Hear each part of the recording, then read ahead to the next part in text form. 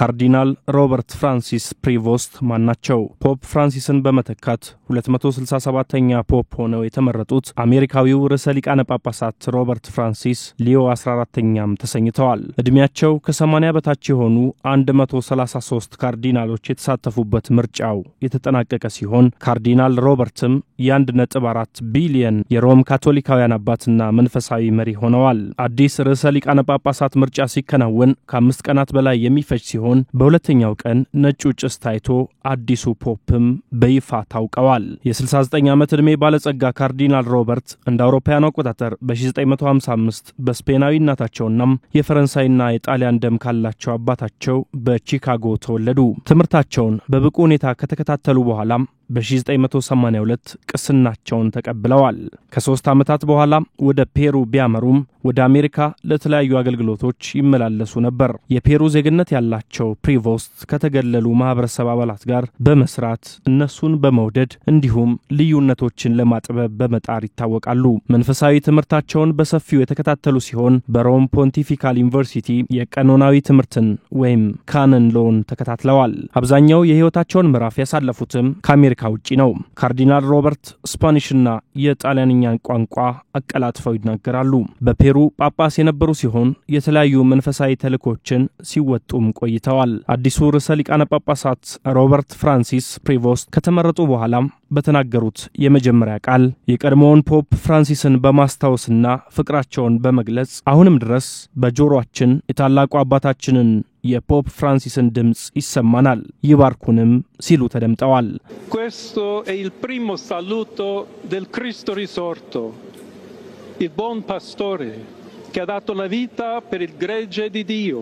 ከሁለት ዓመታት በፊት ካርዲናል እንዲሆኑ በፖፕ ፍራንሲስ የተሾሙት ካርዲናል ሮበርት ለተቸገሩት በማዘን አንድነትን ለማምጣት እንደሚተጉ መናገራቸውን ዘ ኒውዮርክ ታይምስ አስነብቧል።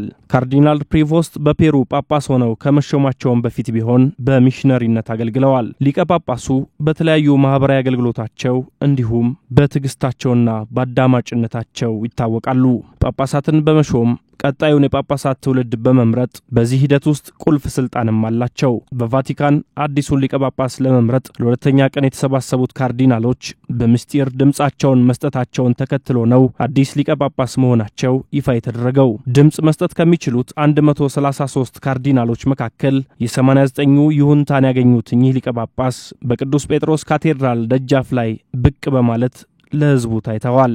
በቅዱስ ጴጥሮስ አደባባይ የተሰባሰቡ የእምነቱ ተከታዮች ሊቀ ጳጳሱን ሲመለከቱ ደስታቸውን በጩኸትና በእንባ ገልጸዋል። And there he is, Pope Leo, the new leader of the Catholic faith. አሜሪካዊው ካርዲናል ሮበርት ፕሪቮስት በዓለም ዙሪያም 1.4 ቢሊዮን አማኞች ያሏት የሮማ ካቶሊካዊት ቤተክርስቲያን ርዕሰ ሊቃነ ጳጳሳት ከቅዱስ ጴጥሮስ ባሲሊካ የመጀመሪያ መልእክታቸው ሰላም ከናንተ ጋር ይሁን የሚል ነበር። La pace sia con tutti voi. Peace to everyone.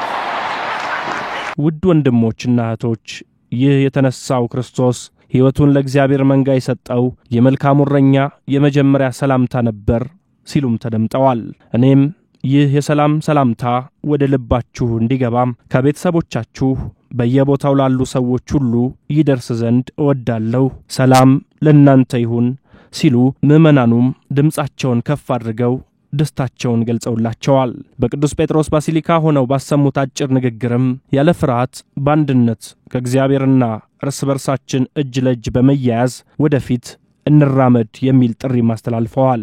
አሜሪካዊው ካርዲናል ሮበርት ፕሪቮስት ልዩነቶችን አጥበው አንድነትን አጉልተው እንዲመሩ የእምነቱ ተከታዮች ተስፋ ጥለውባቸዋል። በካቶሊክ ቤተክርስቲያን ውስጥ ሊቀ ጳጳስ ፍራንሲስ ጀምረዋቸው የነበሩ ለውጦችን ያስቀጥላሉ ተብሎም በበርካቶች ዘንድ ይታመናል።